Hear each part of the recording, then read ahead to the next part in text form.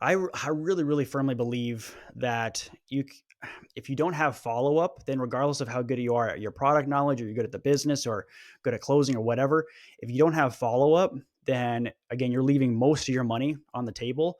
I've read studies that show most business is won in the ninth through 12th follow up. Meaning that if you, again, like you were just saying, like most people may not need you right away, but they will probably need you eventually. So just making sure that you're staying in front of people, absolutely critical. And you're talking, like you mentioned, you don't want the guy that's been bugging you all the time. This is like one of my favorite kind of sales terms is what we call mind share, where again, most often we can usually name two name brands off the top of our head for toothpaste or cars or whatever. Then if we think for a second, then we can get three, four, five more. But usually we can name two right off the top of our heads.